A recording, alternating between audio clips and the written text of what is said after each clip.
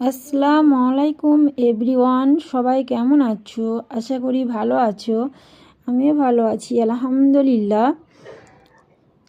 সবাইকে জানাই good afternoon and শুভ দুপুরের শুভেচ্ছা। সবাই ভালো থাকো, সুস্থ থাকো।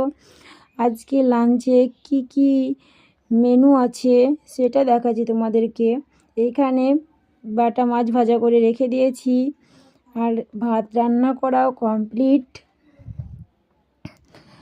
আর করেছি টমেটো আলুর ঝোল।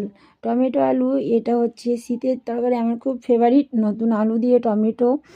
আর করেছি এখানে বাটা মাছ রান্না, যেটা ভাজা দেখলে ওই মাছটাকে ঝোল করলাম। আর করেছি পাঁচ তরকারি। আজকের মেনু এটাই। কার কোন তরকারিটা ফেভারিট অবশ্যই কমেন্ট করে বলবে। ভিডিও ভালো লাগলে লাইক কমেন্ট শেয়ার করতে কেউ ভুলবে না। সবাই বেশি বেশি করে সাপোর্ট করো, আমিও আছি তোমাদের পাশে।